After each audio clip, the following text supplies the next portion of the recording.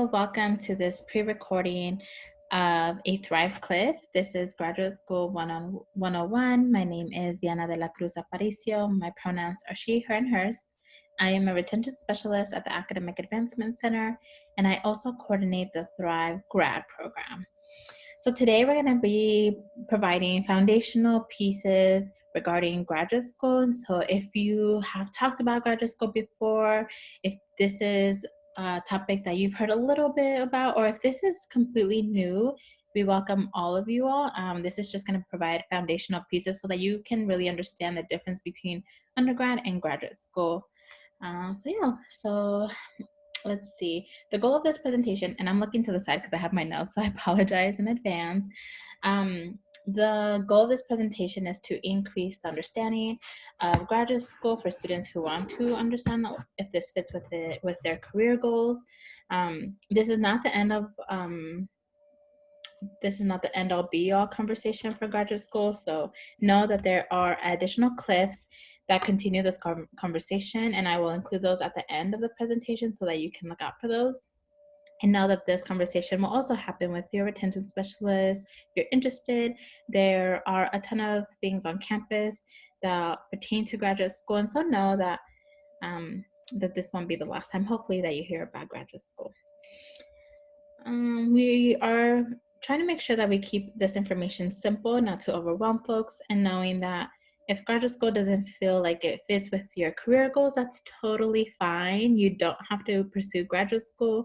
We want to give you this information in case you are considering it, and if it comes up in the future, that you have some of this foundational information already. Great. Let's go ahead and move on. So what we're going to focus on this presentation is understanding the degrees.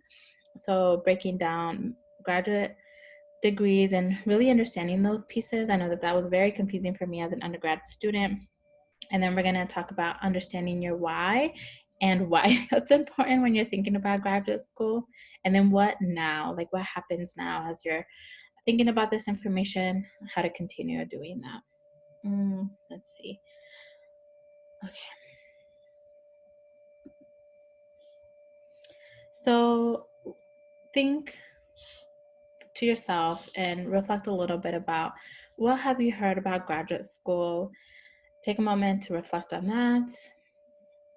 And where have you heard about graduate school? It might be peers, faculty, friends. You might have seen some things online, maybe family. Maybe graduate school information includes master's degrees, a PhD program. So think a little bit about that, right? And knowing that there are folks who are coming in with different information, and that's great. We're gonna just focus on the foundational pieces. And so if you have any questions based on things that you've heard in the past, just think about those a little bit and see if those still align for you. So we're gonna start off with a little bit of true or false. So there are 3 statements on here, and immediately these are things that are just things that come up for folks as they're starting to consider graduate school. So the first statement is the GRE is required to gain admission to any graduate program. So do you think that's true or false? The next piece is eligible students can complete the FAFSA for graduate school funding. What do you think? Every field requires students to follow the degree order of a bachelor's, a master's, and then a PhD. So let's go back. The first one, what did you think? Was it true or false? So the answer is false. Not all programs require the GRE, and some programs require other tests such as the LSAT or MCAT. So as you're thinking about those things, if the GRE is something that is why you're maybe not wanting to pursue graduate school, know that it is not required for all programs. And if it is required, make sure that that's a part of your planning, right? Okay, the second statement. Eligible students can complete the FAFSA for graduate school funding.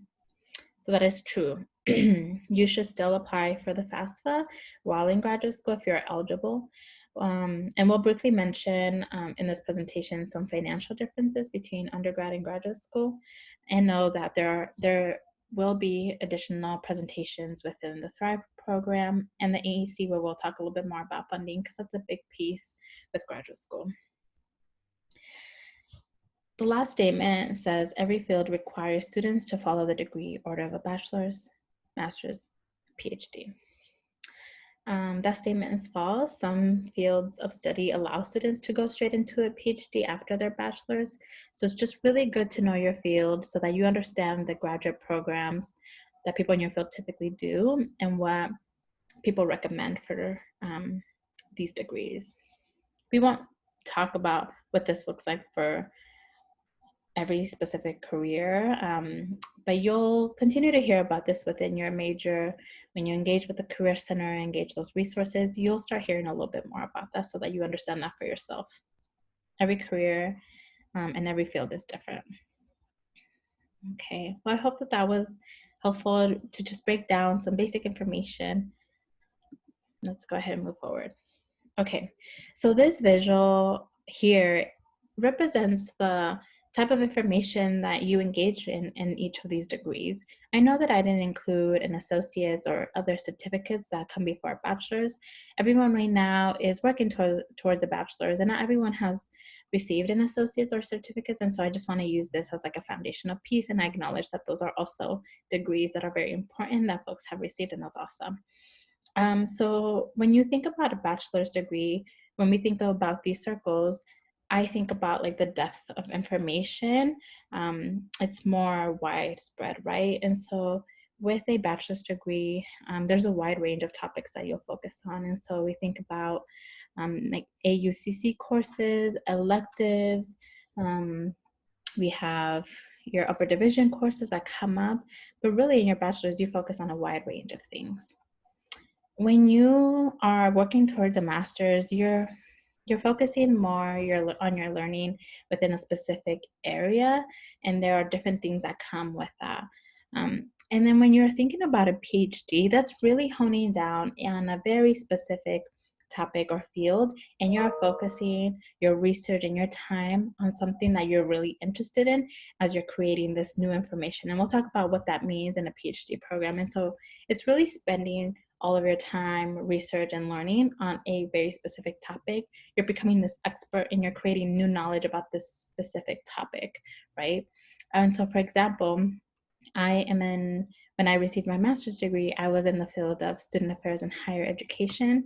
And so in my master's, I really got to learn about like student engagement in higher education, different things that impact students, identity, assessment. And if I were to pursue a PhD, I would want to focus on a specific topic within that field, right? So for me, maybe like how to support for first generation women of color in their transition from first generation families to college and what happens with those relationships. So then I spend all my time in a PhD program researching that, really writing and spending my time in that and learning about what those implications mean, right? And so this is a visual of really how degrees focus on information and how the learning happens. So it's a wide spread of information, honing down a little bit with a master's, and then a PhD really focusing on one thing. So let's break it down a little bit more.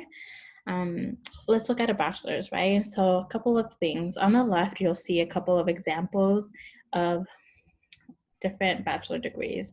So you'll see Bachelor of Arts, and that's usually the humanities, social sciences, and liberal arts.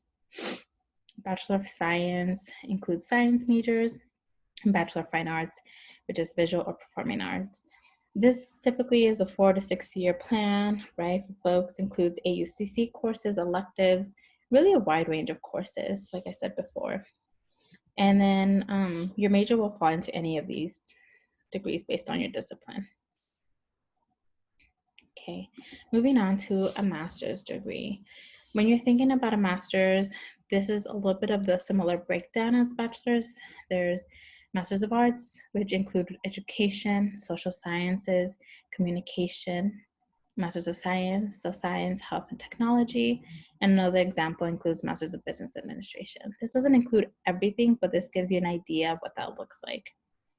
I received my Master's of Arts because I was in the higher education and student affairs field, and that's within education. Typically, a master's degree can be anywhere from 1 to 2 years. 2 years is more common than a 1 year. A 1 year typically includes a summer, right? Like you're including your breaks because it condenses the program a little bit more. But typically 2 years.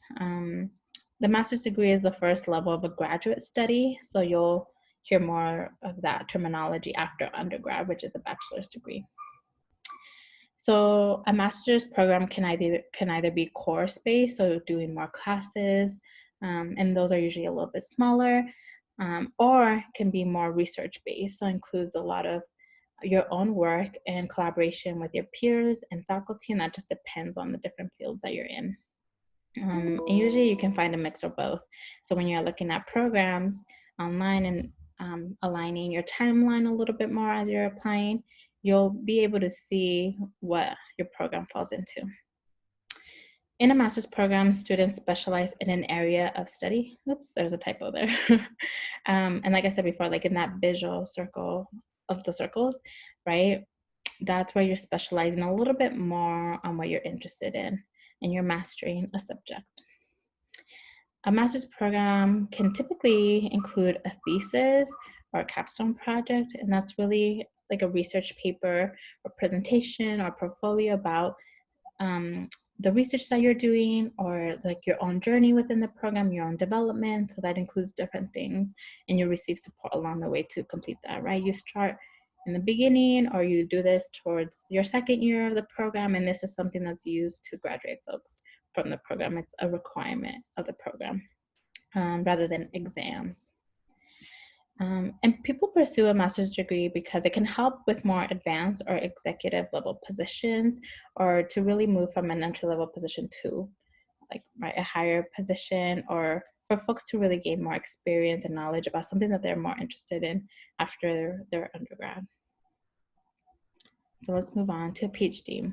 So here are a few examples again of what a PhD can look like. There can be a research doctorate, which includes professors, or a professional doctorate, so a doctor of medicine, an MD, or lawyer, JD. So this can be anywhere from 3 to 7 years, which is a huge difference. And it really depends on if you're doing part-time, full-time. A lot of folks who do a PhD are working full-time or working part-time. So this really, it depends on your own pace, right? With undergrad, it feels like you go through it with like the folks that you're going to be graduating, like class of 2020, a little similar to a master's degree where it might be a smaller program, and that can sometimes be considered a cohort. I was in a cohort of about 30 other folks in my program, and that was like my cohort, and we went through it together. A PhD is more self-paced on your own, and it's based on your own track, based on different things, and so it really is more individual. And this is the most advanced degree folks can receive. People can receive multiple PhDs or multiple masters. In a PhD program, folks complete a dissertation, and that's basically a research paper on the topic that you're focusing all of your work on. It's very research focused, right? You're creating new knowledge and you're implementing that into a dissertation, and this is all within your field. You do this collaboratively, either with other people in your field. You do this for a long time, right? And that's how you slowly start building this. That's usually like the second half or the first half. Every program is different. And then having a PhD really puts you in this position to be considered like the expert in your particular area, which is why professors pursue a PhD, right? They're the experts in their area. People who have an MD or JD, it takes a little bit more time, and you're becoming an expert in a very specific topic. So think back to like career goals, like what does that mean for you? And if that's something that you're still a little bit unsure of for the future, that's okay, knowing that these conversations will come up later on. Okay, so let me make sure that my notes on the side here are aligned. And so I asked you to think about like, what are your career goals? And knowing that everyone's at different like stages of thinking about this, and things can also change from year to year, semester to semester. I didn't really figure out what I wanted to do with my career until I was in my maybe second to last semester before graduation. And this took me a while to figure out, and it causes a lot of stress for folks and that's okay. There are different opportunities for you to continue engaging in this question, and this is just one of those opportunities. So I ask this because, right, like, do your career goals include further degrees? Is your career goal to become a professor? Is your career goal to create like new information, and you love research and you want to get involved with research and you're looking for research opportunities now? Is your career goal to be in the health field? Do you want to go to law school? And so these are just a few examples. So if there's something that you're interested, right, like these are the other gaps and other spaces for you to implement like your own career goals, and think about, does my field require a graduate degree? And so what are ways where you can continue exploring this question? So now we'll jump a little bit more into like, okay, should I attend or no? Okay, so I would say consider graduate school if any of the following apply to you. So if you're really interested in working in a field where you know you'll need a graduate degree. So if you want to be a professor, if you want to be in the healthcare industry, if you want to be a lawyer, right? Pursuing graduate school will be a great pathway towards your career goal. It doesn't have to happen right away after undergrad, but it's good to know these pieces in your undergrad so that you can take advantage of different resources and opportunities that help you get there eventually, right? And it doesn't have to happen right after undergrad, like I said. If you graduate and you initially didn't think about graduate school, that's totally fine. And you are in your field and you love your field and you are in a position that you love, and then you really find yourself trying to move into a different position where the application requirement might include a requirement for a master's degree or a PhD. That can be a reason why you pursue graduate school, and so that can come up later in the future. Interested in research, if you're interested in research in whatever field that you're in, that is an important part of graduate school, and it gives you a lot of great experience, and you're building that experience now as an undergrad. And so if you're interested in research, get that experience now as an undergrad to give you an insight of what graduate school can look like. If any of these align with like what you're thinking right now, let me try to move this real quick so you can see this. I would say continue to explore it a little bit and take your time if you're considering any of these things.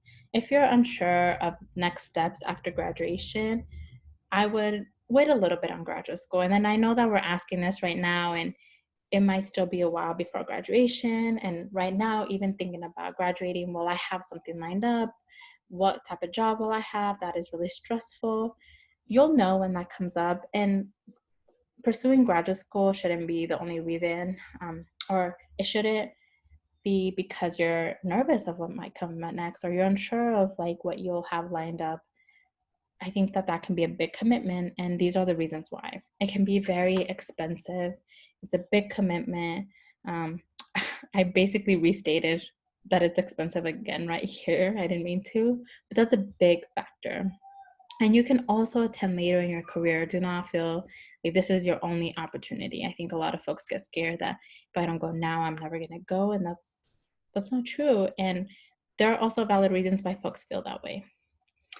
If you're feeling pressure to attend graduate school from outside factors, whether it's through peers, or like your peers are pursuing graduate school within your field, your parents want you to go, or it seems like that's really what is put on you, it can be really hard to pursue that if you're really unsure why for yourself. It can really cause a lot of burnout. It's a big commitment, right?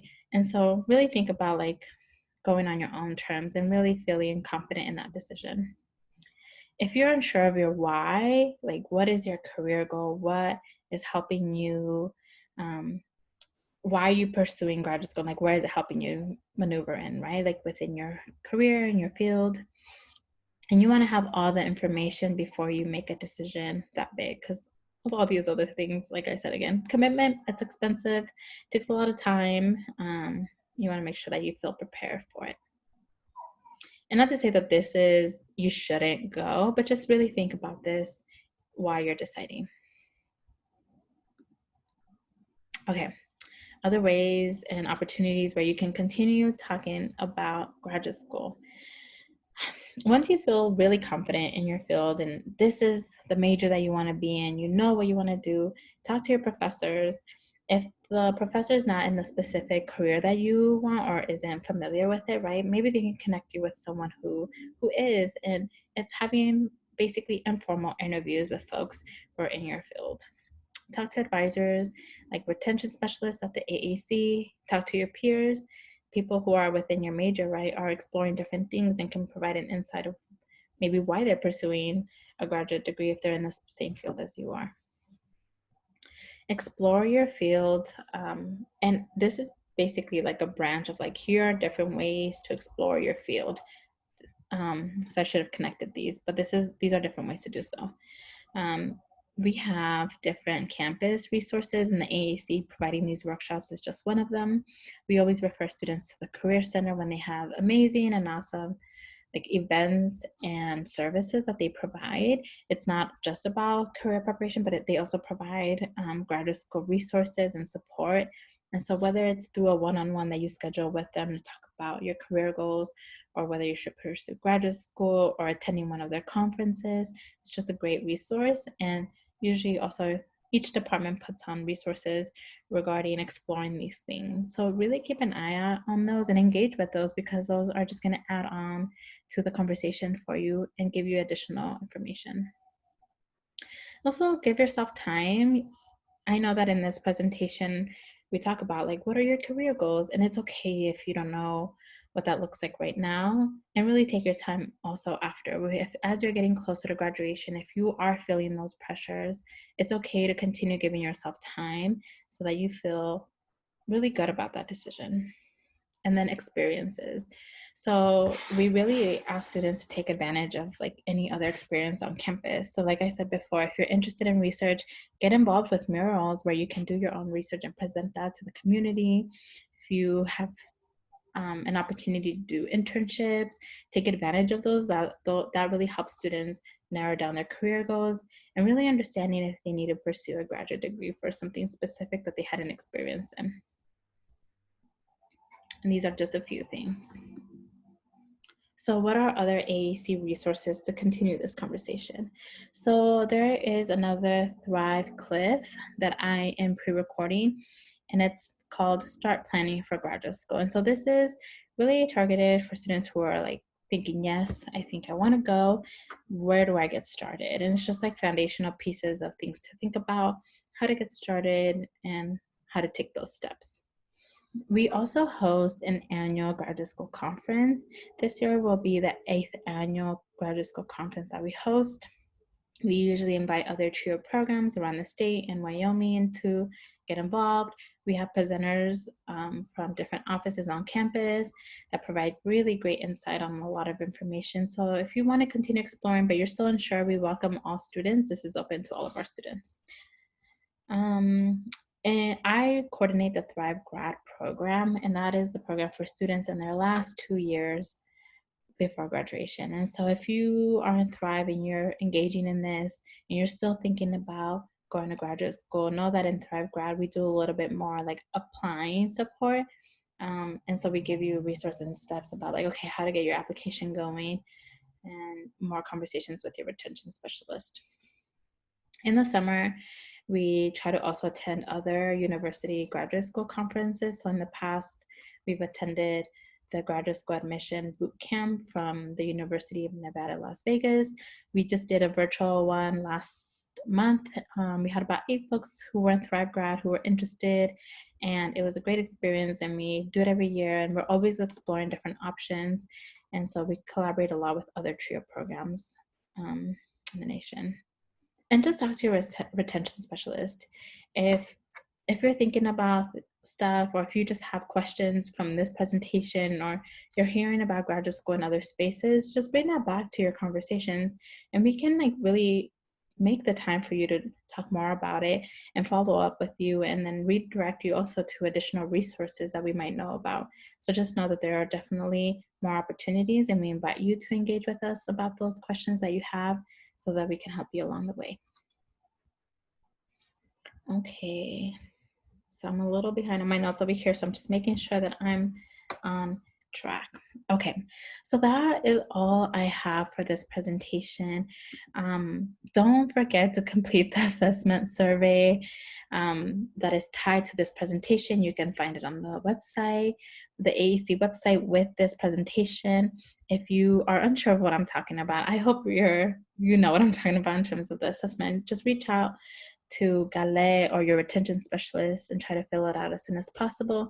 That assessment is how we are tracking that folks completed a CLF. Thank you all for watching this. If you have any questions that came up that you want like answers to, write those down, bring those back to your retention specialist, or feel free to reach out to me as well. You can find my contact info on our website. And I hope that this started a foundational conversation for folks, knowing that everyone came into this presentation with different information, and that's totally fine. And know that this conversation does not end here. Thank you all for engaging. I really appreciate you all. I'll see you in the next clip if you're interested in more graduate school preparation pieces. All right, thank you all. Take care.